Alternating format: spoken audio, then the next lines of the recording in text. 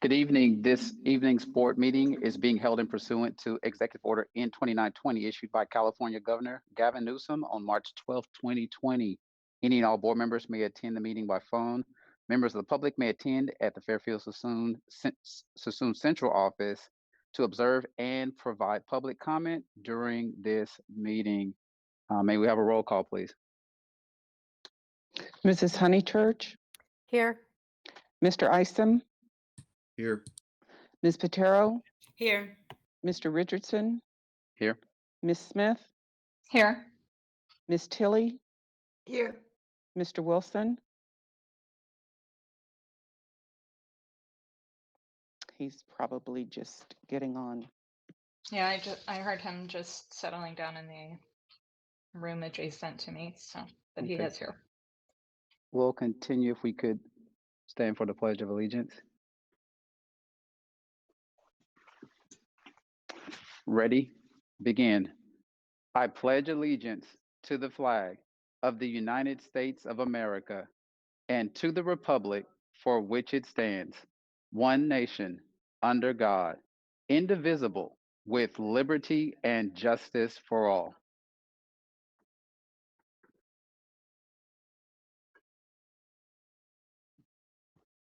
I have a motion to approve the agenda for the closed session. Move approval. For the special meeting. Oh, special meeting, excuse me. Second. I'll second. Roll call vote.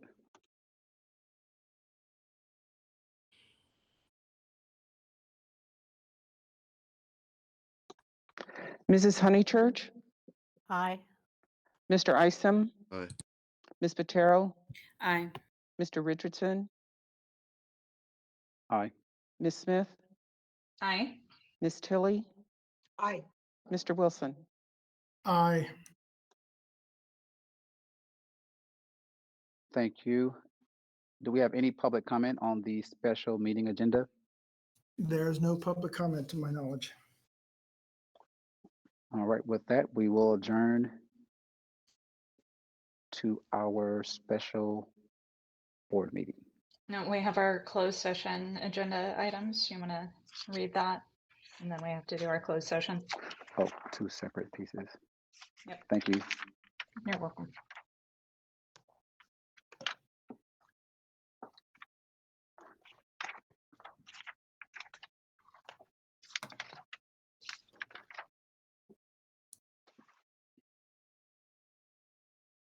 All right, we're going to adjourn to closed session for discussion on possible actions on matters of student discipline, personnel negotiations, and litigation. We will now adjourn.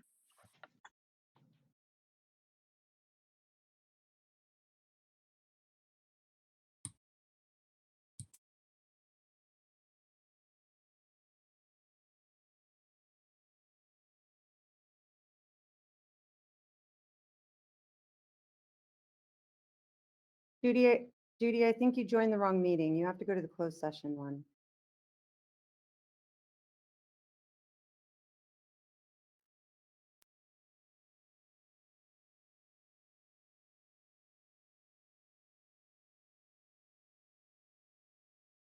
Martha, could you remind board member, so he goes out of the meeting?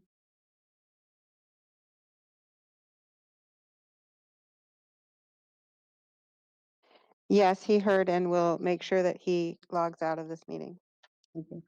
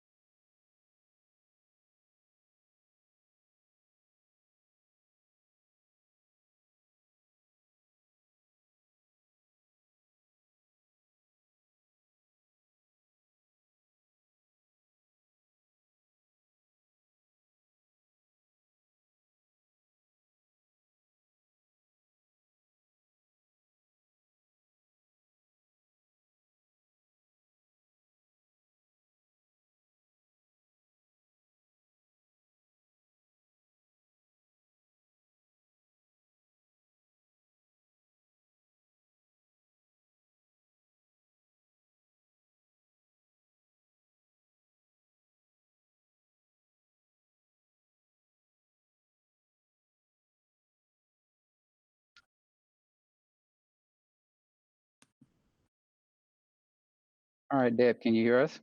I can hear you. Ruben, did you get my PowerPoint? Yes, it is. Okay, great. All right, great. Well, board colleagues, tonight we have CSBA Report of action. disregard. Clerk, can we have a report of action taken in closed session?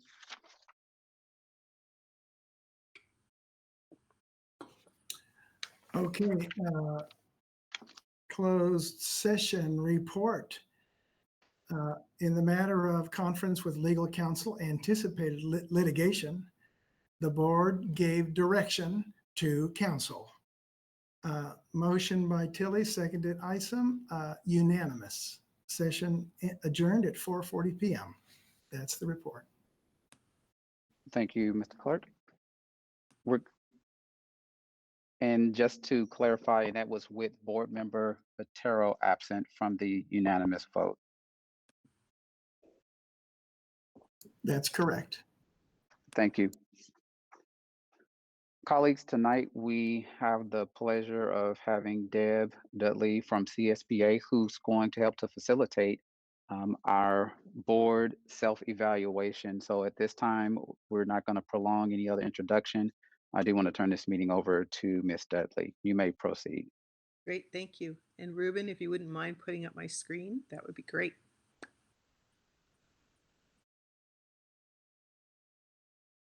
While they're pulling that up, may I just ask, were there any public comments on the special meeting? Because I don't think we.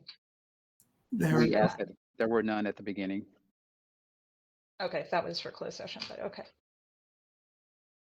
And there remain no public comments.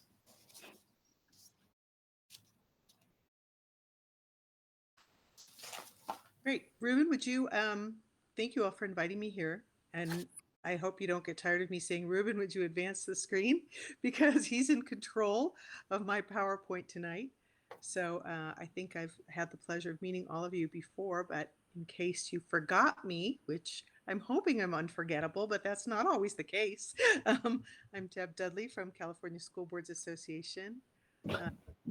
I have just recently surpassed my 200th district that I've worked with in the state of California over the last 7 years. So I come to you, and I just wanted to remind you guys that when I talk to you tonight, I come to you not from a place of rules or legal advice, because I'm not a lawyer. I can't give you legal advice, or there's no rule book for what you do other than your own rule book, which is your norms and protocols and your governance handbook.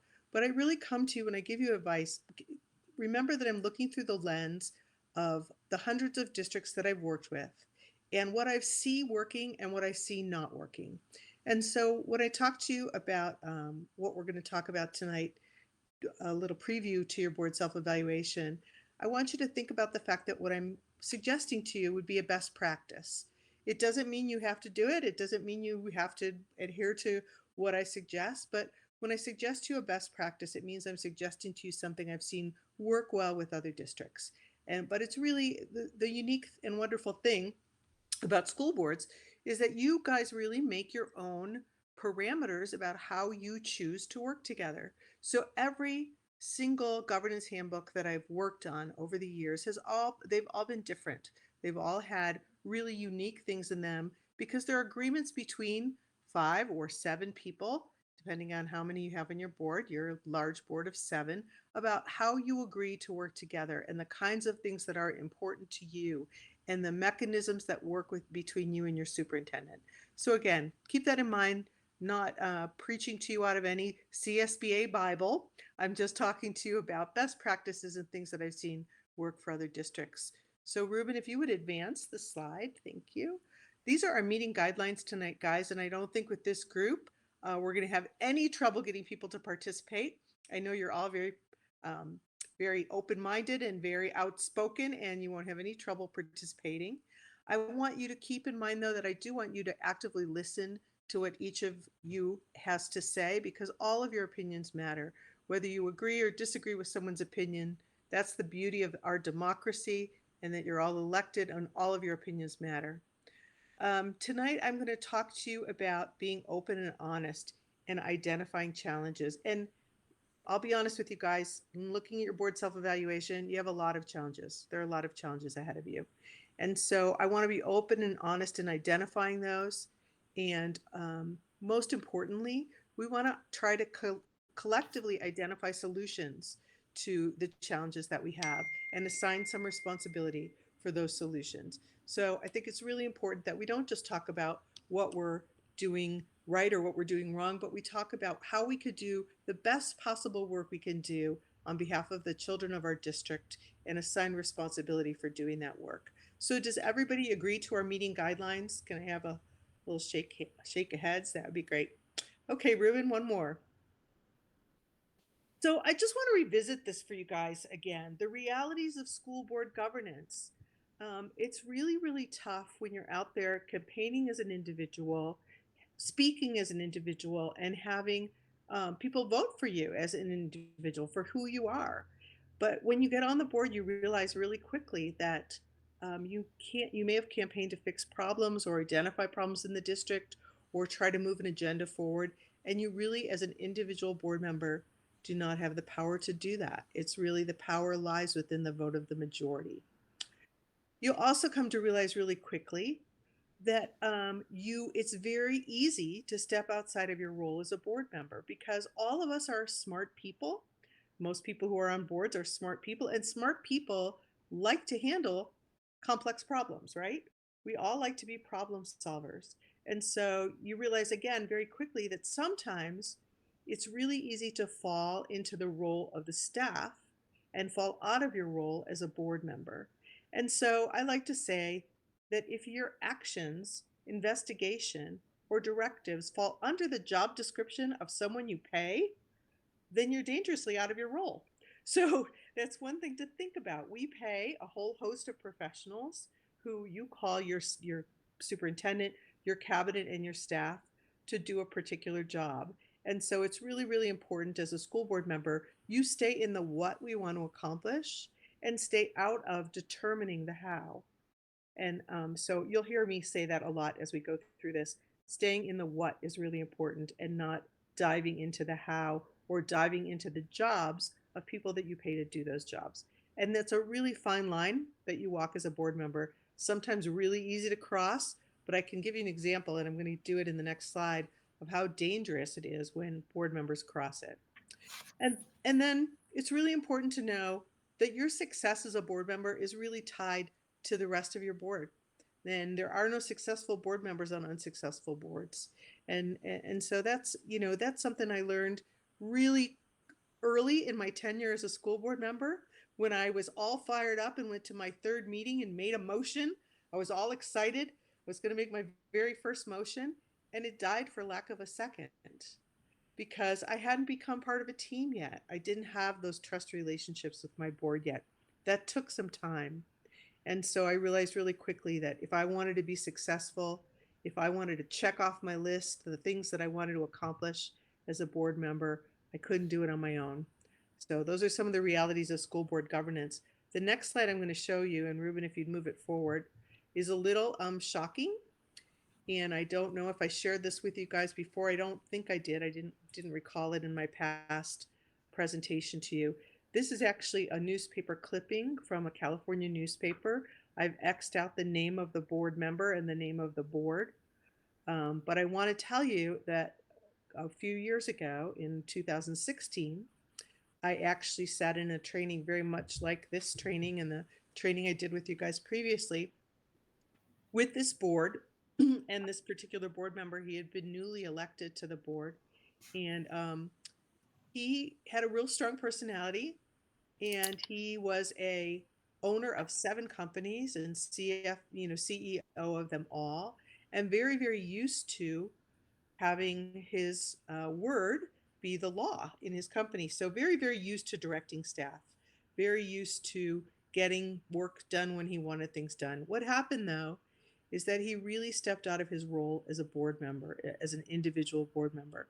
And he was cautioned many times by his fellow board members, certainly during my training, and there were 3 of us at this training. It wasn't just me, because we realized it was going to be a big job to get this board in a cohesive way, come together in a cohesive way. And because of the way that he stepped out of his role primarily by surprising staff, directing staff, going to schools and requesting reports from principals, from administrators, the way that he was used to dealing with people, a lot of people found hostile. And so lots of lawsuits ensued. He actually resigned from the board in his third year, did not run for a second term. But his actions cost the district, and this was the newspaper clipping at the time in 2018, about $2.7 million in lawsuits and 35 full-time teachers. And now, with an update, I just got an update actually from the district. It's eclipsed $4 million, and there are still 2 lawsuits pending, just on this one board member's action. So again, this is why I caution you guys to really think about your role, think about the way that you interact with staff, because it's really, really important, and it can really be very harmful to your district. So Ruben, would you advance? So I'm going to ask you guys the question: who did his actions hurt? Craig? would you Ultimately, it answer was the Or Jonathan? students. Yeah, The 35. students. And hurt many people on the way to hurting the students. The staff members who were confronted with the feeling that maybe they have more than one supervisor, maybe they have 5 or 7 supervisors, and Yeah. try and please more than one supervisor is an impossible job. Quick Well, it hurt the question. entire community, guys. The I'll tell you money, that the money. Mhm. So how much, just for example, I know a lot of money comes off of the general fund. So for these lawsuits, were any of them able to be handled by insurance claims? Or was None. that directly costing the students money? None, David. None were handled by insurance claims. They all affected the general fund. They all came out of the general fund because it was litigation against the district. They had not censured this. They were in the process of actually censuring this board member, but they had not censured him yet. And so he was hostile to a few different people. I mean, to the point where one of the lawsuits, and you guys will find this funny, tragically funny, he pulled up to a high school, threw his keys at the principal and said, "Park my car, I'm a board member." So that can give you some idea of the personality that we were dealing with and the consequences of that sort of personality. Now, I'm not suggesting any of you would do anything like that, but it's really easy to step outside of your role and really, really easy to direct staff, even when you don't think you're directing staff, right? Just showing up at a school and asking a principal. And this happened to a very well-meaning board member of mine at a district that's really high functioning a few weeks ago. She showed up at a school to bring some teachers some end of the year presents. And she said to the principal, "So what's your game plan for next year for our restructuring? What are your goals?"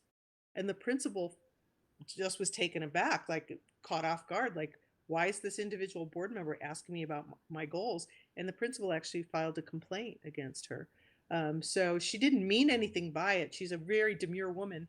She didn't really mean anything. She was just making conversation, but it was taken out of context, and the principal felt sort of threatened, threatened by that question because he wasn't expecting it. She didn't have an appointment. She just dropped by the school and she wasn't expecting it. So really, really important to think about the consequences of your actions, all of you. And this is coming up a lot in your board self-evaluation. So I'm going to start by telling you guys, there's so much in your board self-evaluation that needs to be addressed that there was actually, and I talked to Chris about it and a few of you on the phone, there's no way we could do it in an hour and a half tonight. And so I'm offering to come back when we can be in person and work with you to go through it one question at a time and come up with some solutions. So what I've identified tonight after our conversations and by looking at it is a few really important things that I think we need to talk about and work on. And then I'll happily come back when I can be in person with you in August. We're told after August 1st, we're able to do that and work through it with you. So that's why I'm not showing it to you yet and going through it piece by piece. So Ruben, would you advance the slide? So if you're not familiar with Board Bylaw 9200. It's the limits of board member authority. And it says that no individual board members have authority. You don't have authority to direct staff, to request large pieces of information or large reports. You don't have the authority to question the validity of staff reports. All of those authorities lie within the board and the vote of the majority. So really important to remember the limits of board member authority and your BB 9200. And I always suggest to board members that a couple times a year, you go through your board bylaws, the 9,000 series only, and read through them, because that's the series of bylaws that addresses what you do as an individual board member. So, and 9200, I think, is one of the most important. So can you advance the slide for me, please? Excuse me just a second.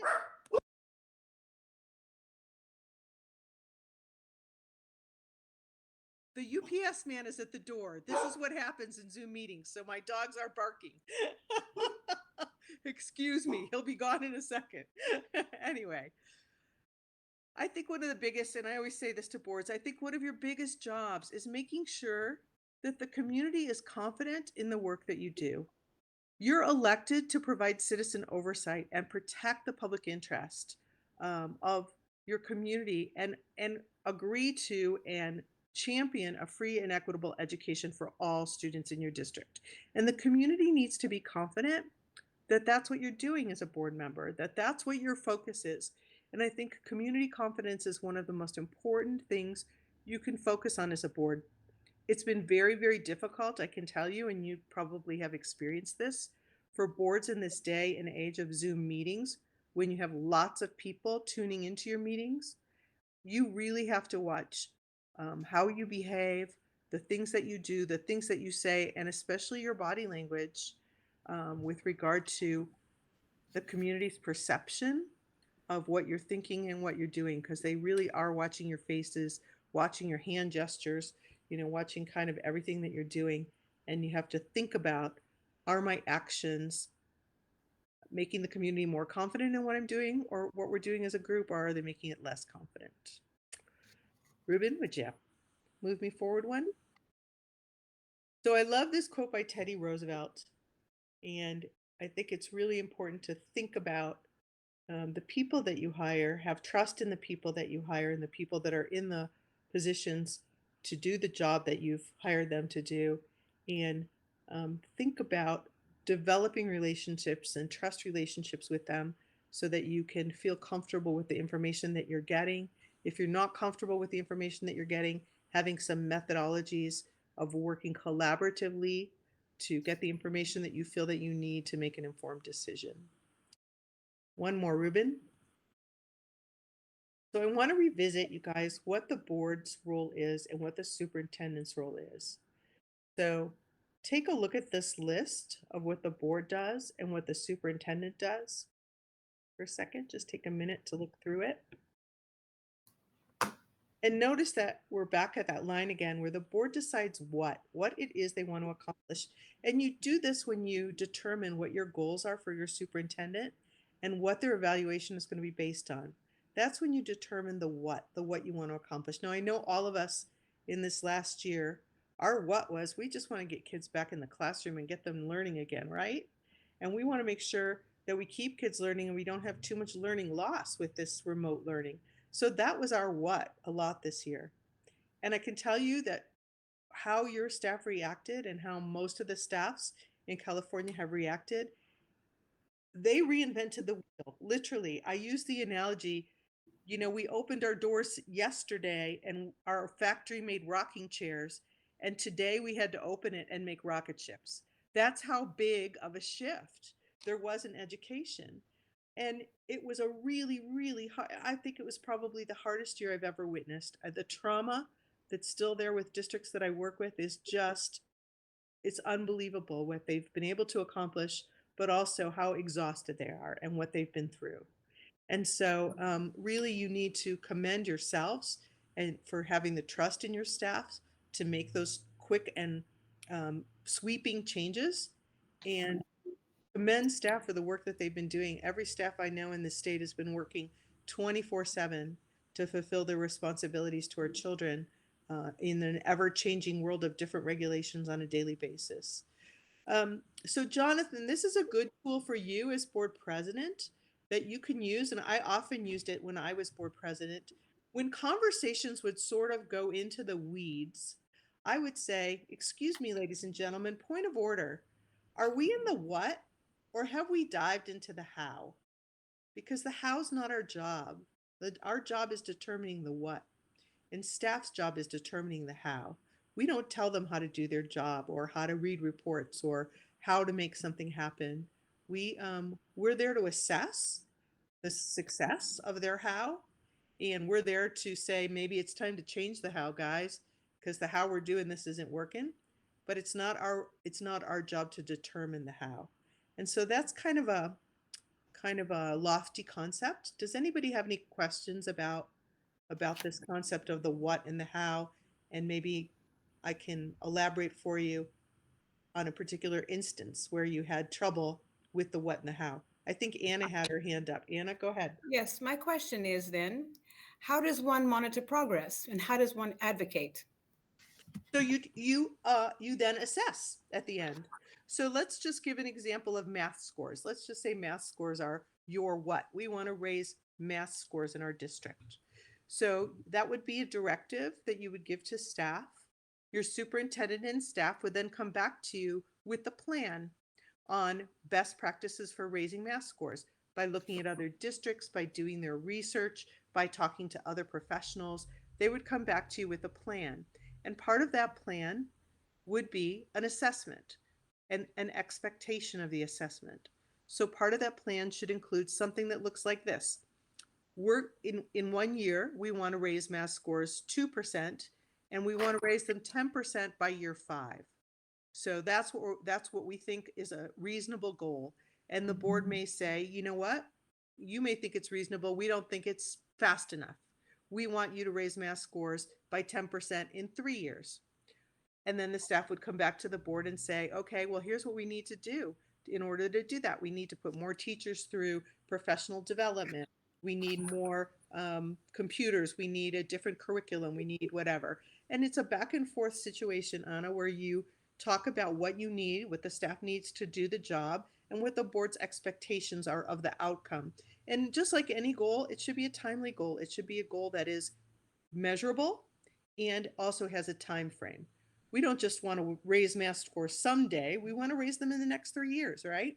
So let's say that's the goal. So it's the board's job to assess whether the staff is being successful toward that goal. And that's what your superintendent evaluation is about. Remember, all this lies on the shoulders of your superintendent. So in part of your superintendent evaluation, if they have 1 or 2 or 3 goals, all of those should have tangible, measurable, time-sensitive outcomes, and that's what the superintendent is evaluated on. So that's where the board comes back in the loop and evaluates. Now, that isn't a once-a-year process.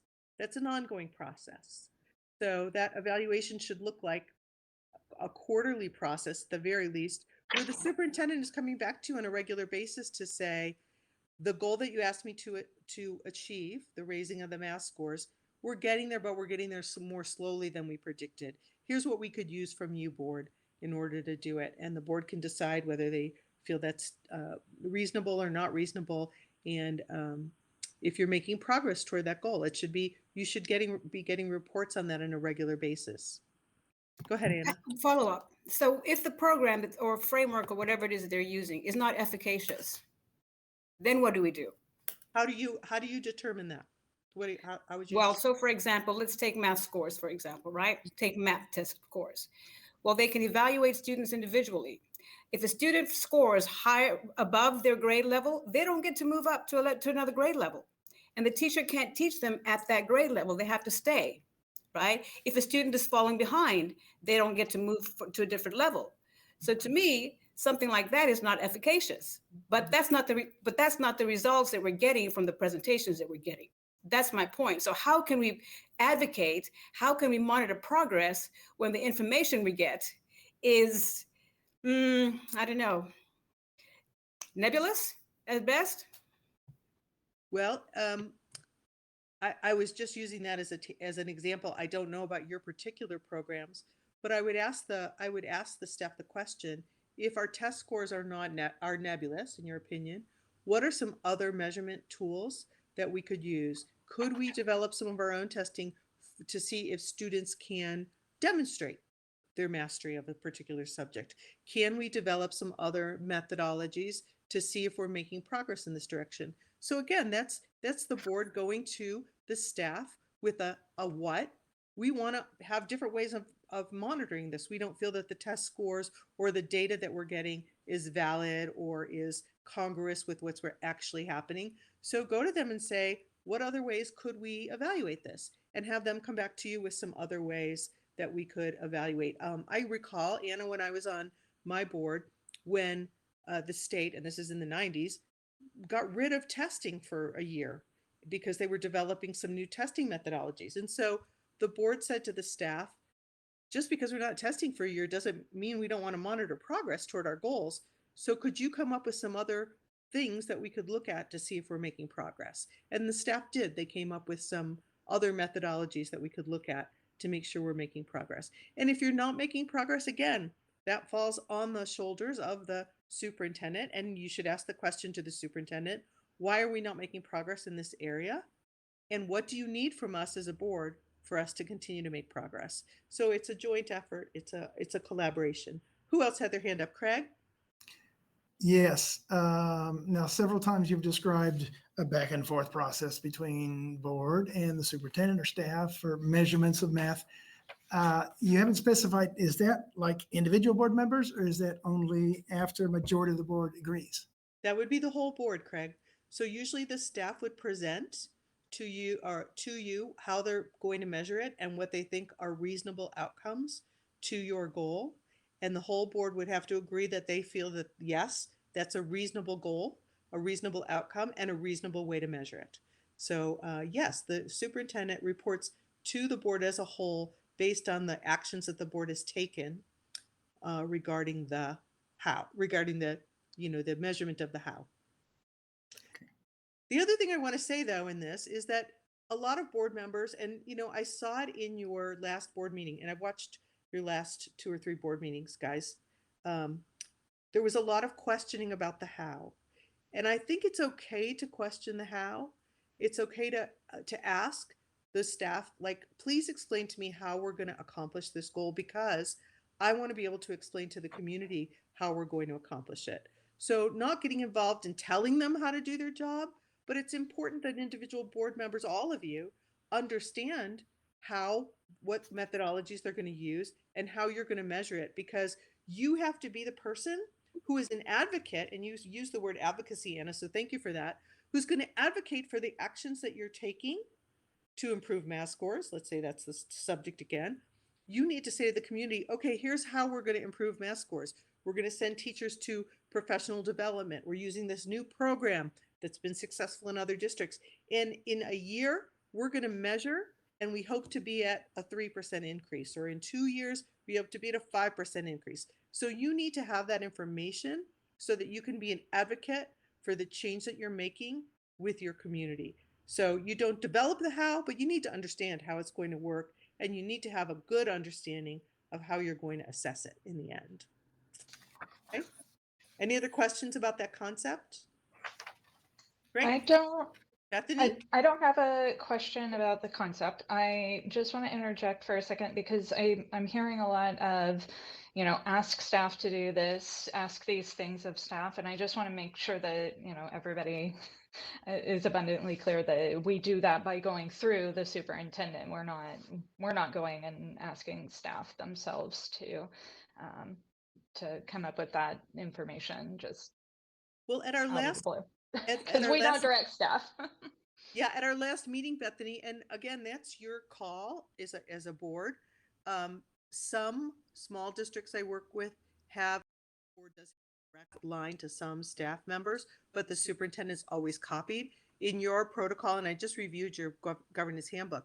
So your protocol is very specific in that all requests for information go through the superintendent, and then the superintendent has the ability to direct you directly to a staff member if they feel that's appropriate. for an individual board member request. But again, your protocol, and this is your protocol that you guys agreed on, I didn't write it for you. Your protocol says that all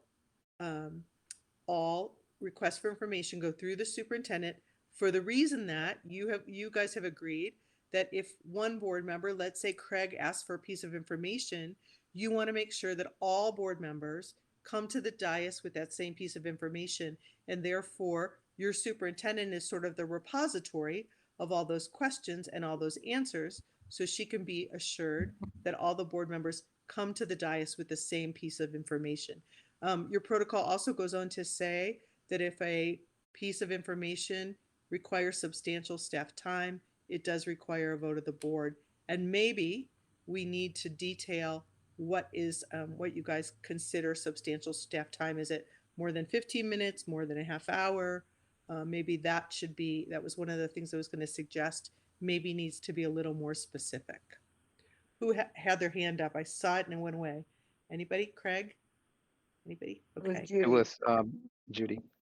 Okay, Judy, go ahead. Actually, Deb, you kind of clarified what I was going to ask regarding Bethany, that if the request to the superintendent is too long, then it needs to involve too much, then it needs to come back to the full board for approval. So it's not just that any board member can go to the superintendent and say, I want this, this, and this. Correct. Right. And you know what, Judy, the reason there's a reason for that. Just like you can't sign a check on behalf of the district and spend $500 of district funds as Judy Honeychurch, you can't, as Judy Honeychurch, use $500 of staff time either. Any time or energy or resources belong to the board and belong to the district and require a vote of the board to expend them. So time is money, staff time costs money. And so really, really important that anything that is going to take substantial staff time or staff energy, remember that every time you ask for a piece of information, it deflects staff from the making progress towards your goals. It takes time away from what you've asked them to work on. So that's why it's really important that the whole board come together to decide if it's important to all of you, right? To decide if it's important to all of you, because that's what they should be spending their time on. Your staff should be spending things that are a priority to the majority. Helen, did you have your hand up? And then Craig. I did actually, and what you reminded me of, there was a past practice on a different board long ago. Board member questions, as well as the staff responses regarding upcoming agenda items or anything, any questions that you had, were shared with the entire board. It was like a spreadsheet. And it was really neat because if I had that, a couple of things could happen. I could set forth what my questions are. I do that routinely. There's a way to annotate on the agenda, so I'm using that tool. But I really miss that because there are times when a board member has a concern or has information that I'm only seeing it for the first time, or hearing it for the first time in a meeting that I might really be interested in knowing about. So I'm hoping for our board, I would encourage us to maybe think about coming back to, hey, let's share our agenda questions or our information needs, by agenda and staff's responses so that we don't all, otherwise we're all asking maybe the same question and they're responding 7 times. I don't think it violates the Brown Act because it is a matter of public record. And I think that if you make that document a matter of public record, then we have a way to monitor our own sense of, are we properly advocating for the types of measurements that we need? So that was on my list. I'm sorry to lobby you guys for a different procedure, but I found that really helpful. It also relieves the superintendent from having to react to and to route all of our questions. We always have last minute questions. Things happen, you guys, it's life, okay? But I really liked that. So I would recommend that to our board as something. Helen, many boards have that process, and it's usually the purview of the executive assistant to sort of be the keeper of those questions and answers. And that way the superintendent doesn't have to compile that It's just copied always to the executive assistant who can make sure that you're getting your answers. And many boards that I work with actually do have it as an addendum to the board packet right before, when we're back in person and you have the board packet at the door, they usually put that as an addendum, and it just says board member questions and answers. And it does a couple things. It's usually attached to the minutes as well, because then your community can see that you're questioning things, that even if you have a unanimous vote, that it didn't happen behind closed doors, that before the board meeting happened, a lot of board members had a lot of questions and were seriously questioning some things, got their answers. The other thing it does is it helps the superintendent sort of streamline the process where, like you said, you don't have 4 of you all asking the same question and them having to answer it over and over and over again, because you could see, Helen, when you get the questions and answers, somebody already asked that, I don't have to ask it at the board meeting. So it really is a good process to have that sort of spreadsheet or update or whatever you want to call it with regard to questions and answers. Now, another practice that I like, and Jonathan, you might not like this, but when board members have questions, not only do they copy the superintendent, but they copy the board president. And the reason I like that methodology is because as board president, you can then see if you have a board member or 2 who are overwhelming staff with questions, and you as board president can then go to them and say, Helen, Judy, you guys are really taking up a lot of staff time with all of your questions, and knock it off, ladies, because they need to be working toward our goals. So it gives the president sort of a handle, because you know what? It's really hard for your superintendent to tell a board member no. It's really, really hard because they're your boss, and it's hard for them to sort of be that person to say, I'm feeling overwhelmed by all the questions. But Jonathan, if you were to see them all, doesn't mean you have to respond to them or anything, but you could get a sense that Helen was at it again and asked 14 questions this week, and it's really taken up a lot of staff time. So you could have a conversation, just you and Helen, and talk about why she has so many questions and work through that issue. It really helps alleviate a lot of issues in the long run. Okay, Helen, did you have another comment? I wasn't picking on you. I was just teasing you. You know that, right?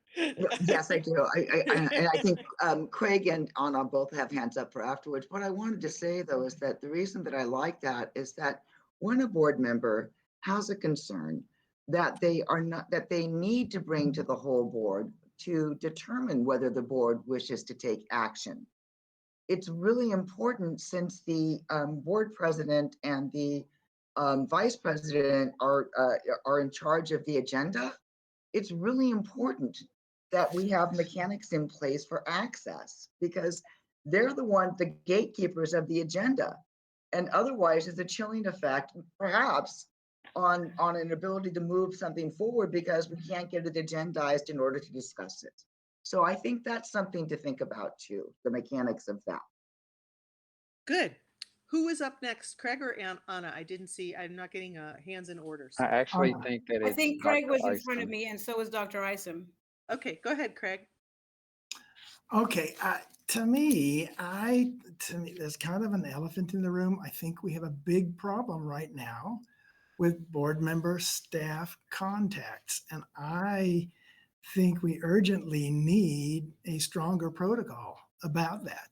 Now, I agree, Craig. Thank you. I wrote up some specific ideas. Would this be the time for me to? This would be a great time to share them. Okay. We chose, collectively, the board chooses our superintendent to run things. And she's the one that we can collectively give direction to, and she's the key position. And I know that the overwhelming majority of this board has developed extraordinary confidence in the superintendent's abilities and judgment. And this is a hard time that we're going through, both with COVID and community stress and staff turnover and problems that are going on among staff members.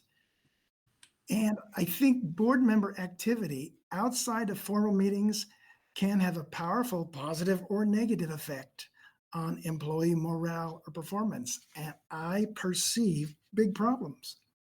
and when acting outside of professional norms, could result in significant legal and financial liability to to the district. You gave us an example in another district, but I suspect we are facing that. Therefore, I propose that we empower the superintendent to more closely supervise and limit board member contacts with employees. Specifically, I would say that no board member will meet with this, a clear boundary. No board member would meet with district employees without the superintendent's authorization. And if the superintendent does authorize, the superintendent may require the presence of legal counsel to assure that information requests and discussions are appropriate and in compliance with personnel policies and protect the district against possible legal problems. I think that's a big risk that we're running right now. Likewise, information requests, they should all go through the superintendents. If, in the superintendent's opinion, the requests would divert staff from their day-to-day necessary stuff, then it would require majority board approval. And the superintendent could do that informally or formally. If some board member thinks it's important that I have this information and the superintendent knows the cost of that would be high, then would need to put that question to the board at her discretion. And I would propose, that we really delegate a lot of this discretion and power to the superintendent for perhaps a period of 6 months, and then reevaluate, see if we can get more informal and back off or maintain strict. We could modify these at any time, but I think we need to seriously take steps as soon as we properly can to change this and get it in our bylaws. Like I said, I think it's kind of an elephant in the room, and if we don't, I don't know a more appropriate time to address the need and what to do about it than right now today. That's my comment. Thank you, Craig. Before I call on the others whose hands are up, I just want to tell you that this isn't analogous to just your board, Craig. That a lot of boards that I'm working with in the state right now, because there's been just a flurry of lawsuits. And I think, I don't know exactly why, but I have a feeling that because a lot of board members were elected during COVID when we had other crises, that new board members were not onboarded properly and understood their roles. And so we have a lot of new board members throughout the state who are asking inappropriate questions of staff members and personal questions in some case, couple of instances that I know of staff members. And you know what, in their defense, when you're elected to a school board doesn't mean you're a personnel specialist and you know what questions you're allowed to ask and what questions you're not allowed to ask, or how not all of us have a lot of experience in management where we've evaluated people or had conversations with employees. And so I think in a lot of the lawsuits that I'm seeing, in a lot of the cases I'm seeing, it's well-meaning board members who just ask the wrong questions or don't know that what they're asking an employee is illegal. And so there's just a flurry of lawsuits, and a lot of boards are adopting a very, very similar policy. Now, you understand that we can't take action on it today, Craig, but it would be something that I would suggest that if you put it on a future agenda and see if your board has an appetite for it, it might be, it's cautionary, it's a good idea. And I like your 6 month, you can revisit it in 6 months. And if it's not a problem, get rid of it or modify it in some way. But well, I think it's urgent, so I'll try and prepare something for our next regular meeting. But it's not just you guys. This is happening all over the state, and this is I would love a sample of it, Craig, because I could share it with other districts who are dealing with some of the same issues. So that would be great. The way you articulated is really clear. Who else had David? I think David was next, and then Anna. Yeah, I get it. It's happening all over the state, but I'm in Fairfield, and so I don't want to sound bad, but I don't care that it's happening in Berkeley. I care if it's happening in Fairfield because it's going to cost us. My question is going to be this. I agree that there needs to be something done that that pulls us together as a team and work together as a team. However, how do you deal with a team member who's going to not play by the rules of the team, even by not even agreeing with the team playbook, right? Mhm. We're doing a self-evaluation on the Fairfield Sassoon Unified School District's governing board, and we've got board members who say, I'm not going to sign the governance handbook, which means I don't agree with what's the governance handbook says, so I'm not going to agree with how we govern. So how do you deal with that? I mean, if you've got a situation where I'm not going to play by the rules, I don't care what the rules are, I'm not going to play by them, you can't make me.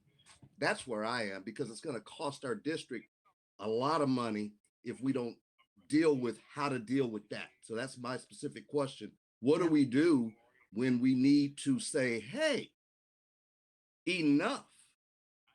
How do you say that when you have First Amendment rights? How do you say that? Well, David, I can tell you from the experience of the newspaper article that I showed you. Hindsight, what do they say, is 20/20 vision, right? And so when I ran into this school board member, because I lived in that community for a while, and said to him, how do you feel about what happened when you were on the board? And he said, I can't show my face around here anymore. I can't show my face in this community anymore because I got elected thinking I was doing the right thing for kids. And now everybody in this community knows how much I damaged this district. And I'm gonna follow up, because when I ran, I've run unopposed. I've been blessed to be on the board for a while, but I always say what I'm gonna do. I go meet with labor. I mean, I want these endorsements, and I say I will do what I can, right? I don't, but at the end of the day, I am on a team. So if I make a recommendation and the team says, you know what, thanks, David, we're moving on from that, then I got to be in it with my own self and say, okay, I got to figure out how to get the team to work with me, because I got to get a couple of things done here. Right. I think that there's got to be a way that we can get things done, but there's got to be a way that if there is something that's going to bring us down, that we need to be able to not fall. Mm-hmm. Well, there's two things. Individually, I mean, you can't all gang up on anybody, but individually, I think you need to mentor one another. I mean, I think there needs to be some mentorship going on where new board members feel comfortable or find somebody on the team that they can trust, that they can go to. And if they don't know the answer to a question, can get some historical perspective or can run those ideas by someone else. So that's an important thing to try to do. You realize real quickly, David, and most board members who start out that way realize real quickly that if they want to be successful, look back 4 years from now and be successful, they got to get a few things done, right? They've got to move a few of their agendas forward. And if they alienate the rest of the board, they're never going to get the rest of the board to vote for the things that they want to get done. And so, when a board member says to me, I don't really care what the rest of my board feels about me, I'm going to do what I want to do. And I say to them, 4 years from now, do you want to look back and say, I got nothing done? I accomplished nothing because I didn't have the team behind me? And that usually is what turns them around. I mean, that's been my experience. That on the outside, there are some board members who you really can't. And you know what? We just dealt with one yesterday with another district that I did a workshop with. They're going to legal. They're censuring a board member. And that's embarrassing, and it's awful because you get elected and you want to do the right stuff, but they have a board member who just will not comply and is causing them they already have 2 lawsuits against the district. And so by censuring that board member, the board is saying we separate ourselves from that board member's actions and we're no longer liable for them. So although they may be liable for the 2 suits that are already in play, any of their actions moving forward, the liability will lie on that individual board member, because once you're censured, you're no longer indemnified by the board. So you no longer have to pay for that person's legal defense. So let's say Craig, threw his car keys at a principal and said, park my car, I'm a board member. And that principal sued Craig, if he were censured, Craig would have to spend the money to defend himself. The board would not defend him, and Craig would have the consequences of that lawsuit personally. He'd no longer be indemnified as a board member. So that's an extreme example, but unfortunately, a district I worked with last night just did it. So it's happening. It makes me sad to have it happen, but it is happening. Who else had a hand up? Anna, go ahead. I would like to say that what Helen said was very revelatory, because since I've been on this board, I have sent questions to the superintendent before each agenda meeting. And I was under the impression that all the other board members got a copy of the answers.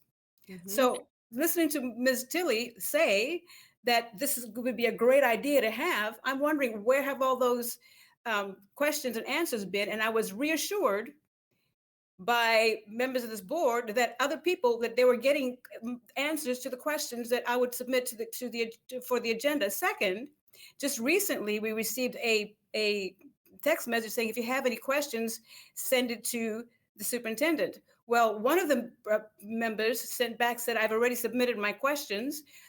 I never got the questions or the answers. That's number one. Second, let's address the elephant in the room. When they're talking about meeting with people, staff, first, I'd like to know, how are we defining staff? And second, at the very beginning, I read in the handbook, and I think this is directed toward me, that said, do not have undisclosed meetings with members of the public or members of the faculty or anything. So what I decided to do was okay, that I'm going to have office hours, open office hours, so members of the public can come and address, and I'll take notes. Well, as soon as I put that on an email that afternoon, and I sent it out to the public, I put it on my Facebook page, I sent it using this email to the who is in charge of the faculty, to Ms. Dunn, who is in charge of FSUD. I said, send this out to your faculty members and to anybody in the public. If they'd like to meet with me, I have office hours during this time. And I'm going to sit, and all I'm going to do, I'm going to sit and I'm going to listen, I'm going to take notes. And any questions that you have, I'm going to submit them to the superintendent. And then I get a call from our board president that evening saying, you cannot meet with anybody and don't have office hours. And I said, well, how about if I have office hours with another elected official? Okay, do that. And so I get this threat each time, well, somebody's going to misconstrue what you're saying and there's going to be a lawsuit. I hear that. And when I said that in my office hours, that I'm going to sit and I'm going to take notes. And then I get a message saying, don't meet with anybody. And then I'm listening to all of this, and it seems like while we're talking about this subject, talking around this subject and the elephant in the room, I feel like it's directed toward me. And at no time did I ever say, I'm not going to listen to this. I'm not going to sign it. I said I wasn't going to sign, because I was like, what does this even mean? They threw us the handbook on the very first day. You talk about not being up to snuff. And they said, okay, here's what we're going to do. And then we go, and then I get a message going, can you sign this? I go, what am I signing? Well, you just approved the handbook. I said, we did? You know, and that was the first day that we were here. And so that is my issue here. And then I would love to have robust conversations and discussions, right, over the presentations. We didn't get none of that. You know, I think the only people who've been really having a discussion, I hear Ms. Tilley, and she has a comment every once in a while. I said, that's a good comment. Let's talk about it. And even if we disagree, we can disagree and come to some kind of consensus eventually, right? But we don't even have the luxury of that. And that's my disappointment. So Anna, I want to address that, because I think it's important that you understand the position and the situation that you're in. As a new board member, you inherit a lot of things that have been going on for years before you ever sat on the board. So there are a lot of initiatives and a lot of things. And so I hear this all the time from new board members. My gosh, they ask us to vote on stuff and we've never even discussed it. Well, chances are that before that ever came to you for a vote, it was something a previous board had the staff working on for some time, they'd seen reports on, and now you're sort of thrown in the mix, and it becomes sort of an uncomfortable situation. And the same thing is with the governance handbook. I assure you that you weren't even around when I helped this board develop their governance handbook. And so it wasn't directed at you. It was directed at how they wanted to operate and the things that they wanted to do and the things that they wanted to accomplish. And so you just felt like, you know, maybe you had not known about the governance handbook and done something, and you felt like, oh my gosh, they wrote this just for me, but that's not the case. Your governance handbook is quite typical, and those rules or those the way that it's written is typical to most districts. So it just happens. And that's usually how it's done. New board members are presented with the governance handbook. You're able to review it, maybe the piece that was missing. And like I said, during COVID, a lot of board members were not onboarded in the extensive way that they're usually onboarded because it was just crisis mode, crisis situation. So what should have happened is you should have gotten the handbook for your review, and you should have had the opportunity to say to the board, I want to understand why this protocol is the way that it is, or I disagree with this protocol. Can I have some input into this? Can we have, very often I go into districts just for a handbook review when there are new board members on board, just to make sure the board members who are new have an opportunity to weigh in on the things that are in the handbook and make sure they're comfortable with them, or they understand why they are the way that they are. So understand that a lot of things were going on that you just inherited. And so that's why we have board self-evaluations and meetings like this so that we can get additional input. Go ahead, David. Real quick. So Helen talked about that, and the getting the questions answered. Let me say it that way. All right. And I told Helen, we talked about this. So what had happened was my very first board meeting, we went to about 9:30. And we went to about 9:30 because every board member had a bunch of questions. And I called Jackie Cottinger. I said, I got a question. Is there a way that every board member can submit their questions and get them answered prior to the board meeting?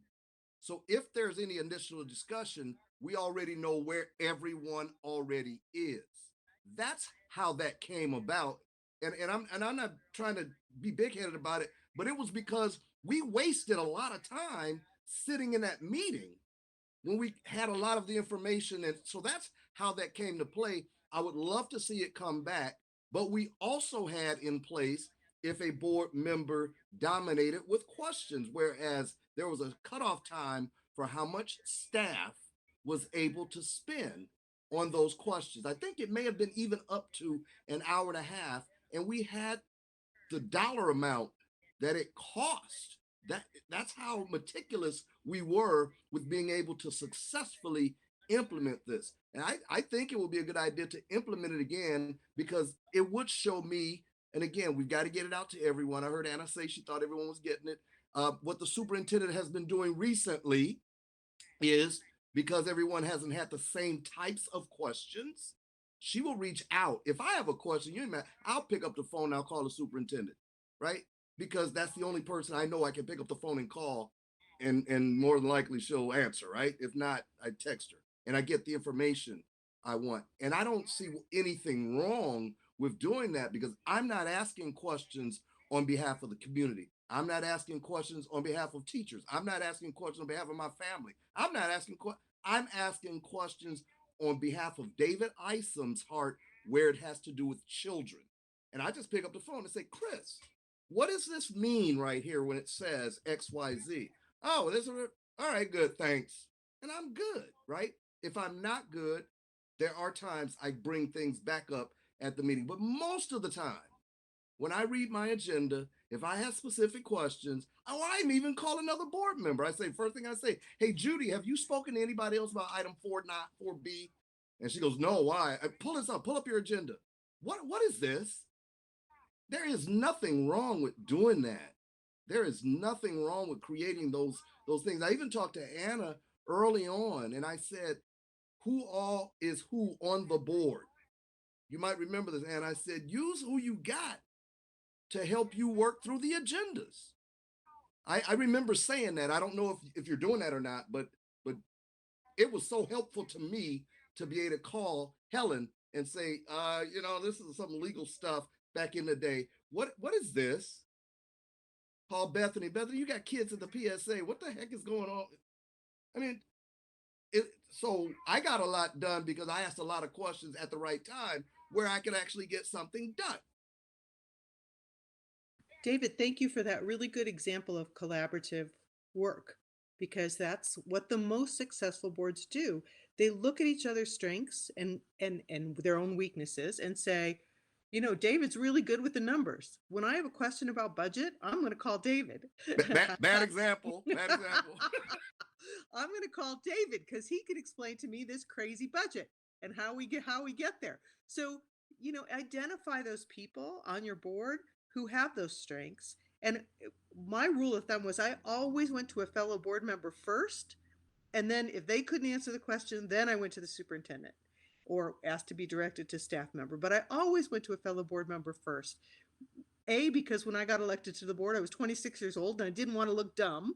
And B, because I didn't know what the process was. And there were a couple people on the board I knew personally and I trusted and felt like it was easier for me to call them than to bother the superintendent. But that was certainly always my first point of contact was with my fellow board members to understand. And you know what? I learned so much because they were such good mentors and they could give me historical perspective on things that maybe the superintendent wouldn't have had the ability to do.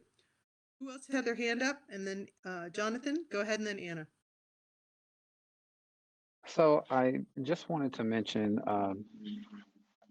to seek an understanding from every angle is what will produce and yield some of the greatest results that we want to see as a board combined. Um, I remember early on, I thought David wanted to have my head during my first year or so, and it was that bumpy road of really trying to understand the mechanics of how the district functioned. And it's really interesting because over time, there's an assumption, even by just the public, that because the district is a business, that it just functions just like something traditional. But there are so many intricate moving parts, so many of which that I don't think that many of us, even as the board present, that even have tenure and time, have ever seen every single piece move by itself in any capacity. So a mantra that I had to embrace, and I believe even now, if I look back at 2013 and look at the struggle of not only being young, but also being a new board member, I had to seek understanding, and I had to really look at I'm a part of the governance team, and if I can't be a part of that governance team, then I'm not really even helping the cause of what I said that I came to do. So it's just something that for me, and I just want to say it in this capacity, that helps me even in frustrating moments where I remind myself to seek an understanding. Even if I'm frustrated, let me try to seek understanding. Let me try to find a bridge over troubled water. Let me try to find a way to mend this. Because at the end of the day, that's where strength comes from. Because then now you get to learn the true character of individuals that up into being elected, you maybe have never known or even ever cared about per se. But now this is your team and we have to move forward. We have to hold the line and we have to be able to move forward education for the benefit of those that are at FSUSD. Yeah. And before you go, David, I also want to say, Jonathan, you have to have each other's back because there's so many people out there throwing stones at your glass house that if you guys don't have each other's back, you're going to get nowhere. I mean, there's enough chatter about public education being broken out there on a national dialogue, on the state dialogue, that really you are each other's best friends in terms of being advocates for public education and the work that you do. So really important that you think about it that way. Go ahead, David, and then Anna. Okay. Okay, and I'll slow down, but again, I've been dealing with this for a while, and I think I'm grateful to be able to serve for as long as I've served. And the ladies, right, that are in Superintendent Corey's office, those are goddesses as far as I'm concerned because they keep me on track. I call Martha and say, "Hey, Martha, please tell the superintendent I called you and asked you for this." I'm being funny, but I didn't want to bother the soup, knowing that this is something I could actually ask Martha to do for me. Will you get me registered for this event because you have the credit card, right? Or I'll send an email. But I'm going to say this at the risk of being proven wrong, but I would bet you that, and this is specific, okay, to Anna, just hear me out. I would bet you $1 million if you went over your agendas, you would have seen that governance handbook well before that meeting, because it was posted twice, the governance handbook in our agendas. Because so we got to take time. I used to get frustrated board member. We had a board member who would come to the board meeting with his yellow envelope opening it. This was back then when they brought your agenda and they put it on your doorstep. He would show up opening his agenda. I was infuriated because I knew that here we had someone who's not prepared for the meeting. It takes time, but I would rather take time going through those agendas, knowing exactly what's going on with that meeting I'm about to have, everything in it, not read word for word, but as soon as the agenda comes out, I look at it, because that's what this meeting is about to be about. And I'm going to have some questions. So let's be fair. You have that handbook before that night. Okay, two things. I did have that handbook and I had it marked up. I had a lot of notes on that handbook. That meeting went so fast that I didn't even hear the term handbook. Okay. And then I get Mrs. Marsh comes up to, not Mrs. Marsh, Mrs. Pierce comes up to me at the end, puts a sheet of paper on my table to share. We get the same thing. They bring it to us. Says, please sign this. You just, and I go, you just voted for it. And I go, I just voted for it, really?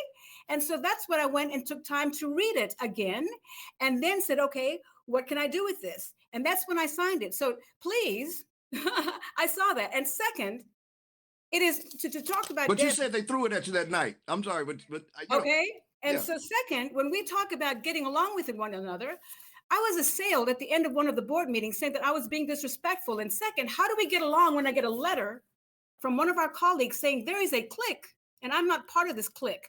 What part of unity do we get when we get cliques and I get a letter from a fellow board member saying that there's a clique on which I am not a part? How do we get unity from that, sir? I don't know. I wish you would share who sent you a letter that said you were a clique. It was one of you. I sent you a letter? It was one of you. It was Mr. Wilson. And then I met with Mr. Richardson and I said, what does this mean? And he goes, why don't you ask him what clique was? And I have looked in every dictionary and I've looked denotatively, connotatively, clique is not positive, sir. I welcome you to post that letter in its entirety. I will, right here. Mr. Richardson has a copy. I'm gonna tell you why I'm smiling. And I'm only smiling at the word clique. Here's why. Because I used that word in 2004 at a church.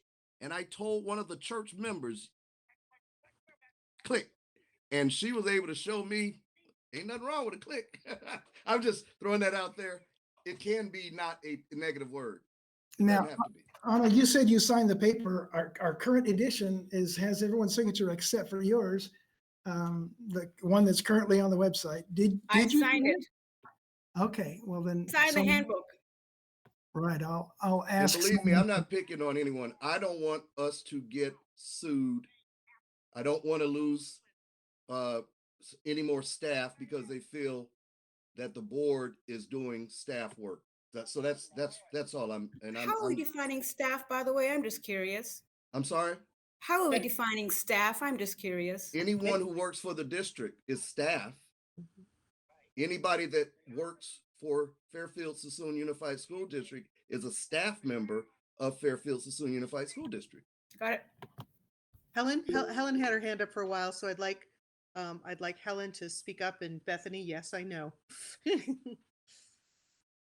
Go ahead, Helen. A lot of, so this is why the Brown Act is so unwieldy, because we are not allowed to meet with more than 3 members.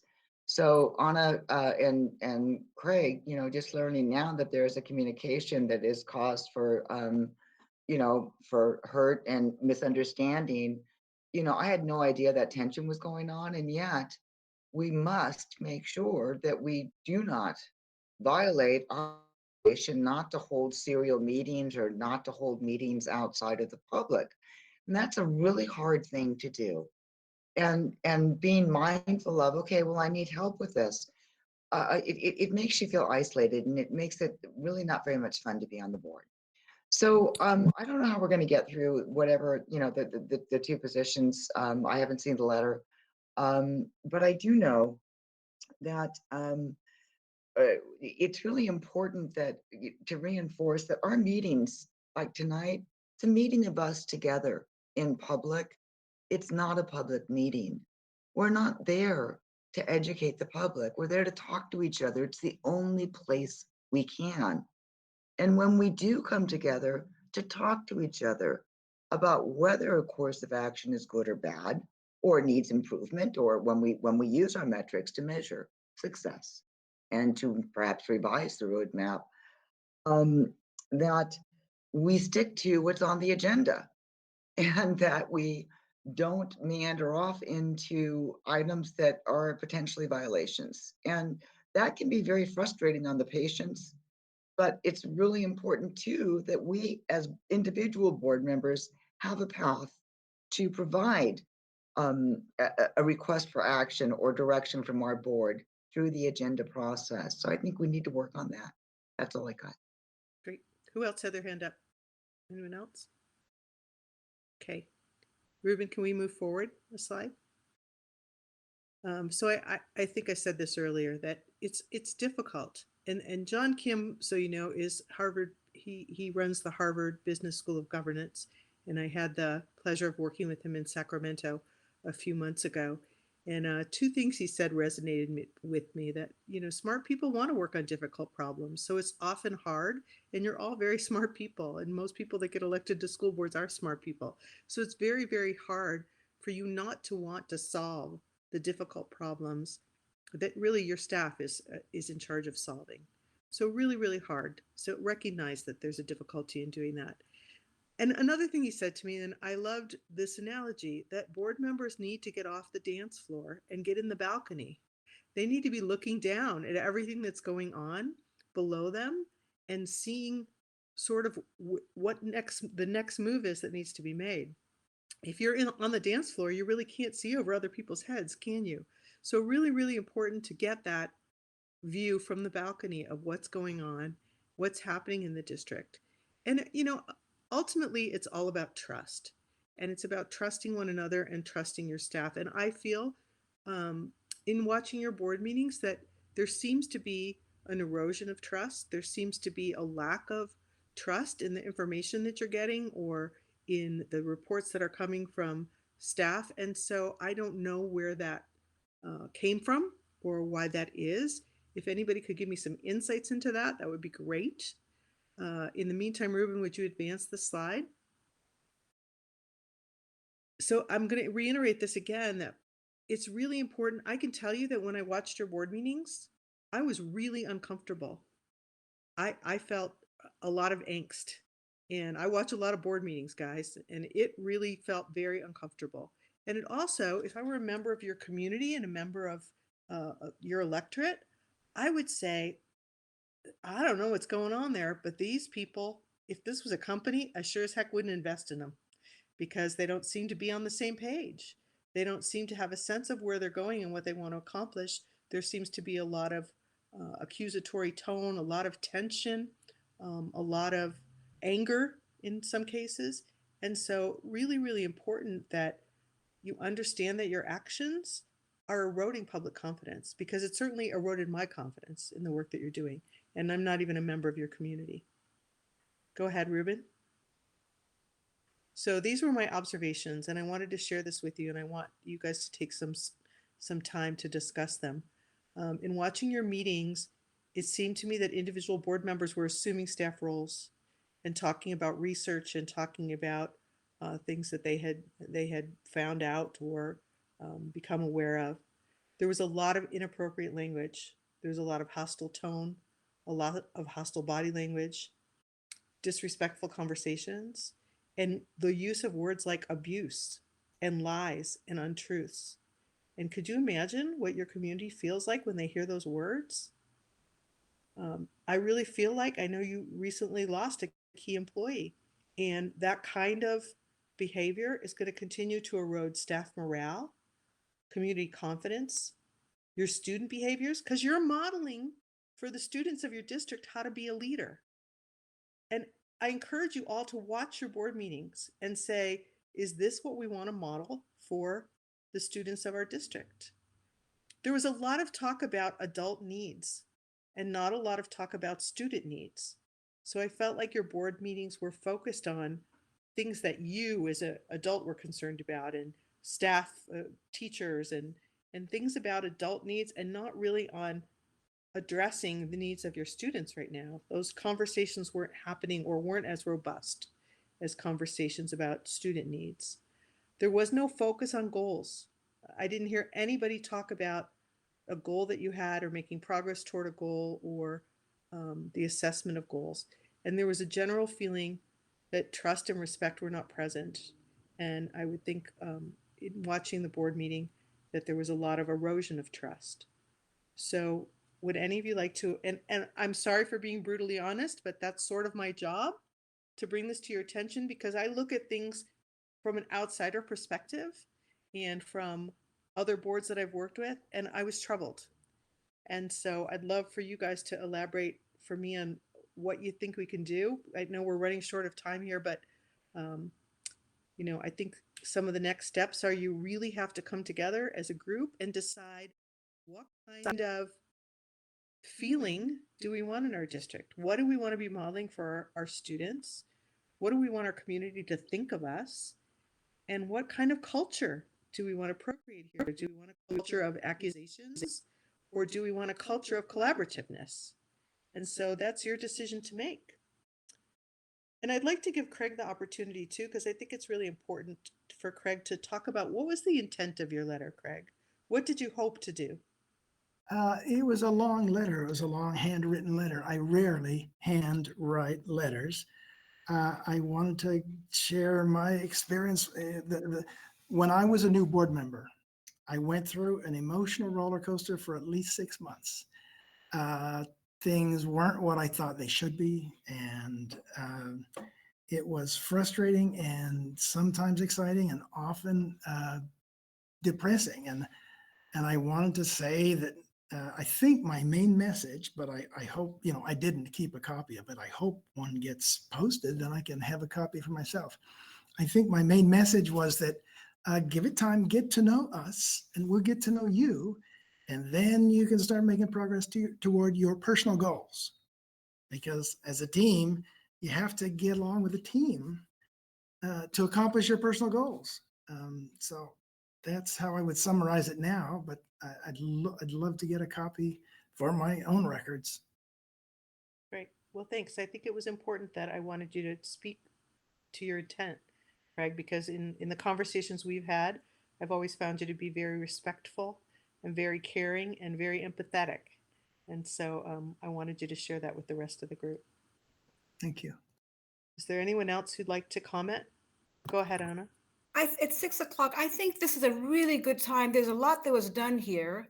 I think this is a great opportunity for us to take everything that we've just discussed and learned, especially this last slide, and absorb it and take some notes, and then just really come together at our next meeting and just really unpack it. I think that would be a good idea, because we all come from different backgrounds. We all have different expertise, and we can benefit from one another. And I think that's a great idea. And I think there's still a lot of tension here because this was a really fast meeting. And I think this would be a great opportunity for us to take everything that we've absorbed, everything that we've shared, everything that we've heard and learned, and then come together at whenever our next meeting is, where we can actually meet in person and see each other's faces and read each other's body language and really get to know each other. Because I would really, like I said, I really want to get to know each other here. My agenda here was what's best for the students and how we're spending our taxpayer dollars effectively. Those are my two things. And I think there are great minds here, and I think we can all work together and come to some kind of consensus. What's best for our students moving forward, and how do we best spend our taxpayers' dollars effectively? And I think if we take all of what we've heard just now, absorb it, take notes, get together the next time, I think that would be very beneficial. Great. Well, I want to close. If there's no other comments, I want to close by saying I've enjoyed working with this board over time. And I think you're a very high performing board, one of the most high performing boards with one of the most high performing superintendents I've experienced. And I want to see you continue that good work on behalf of the children of the state.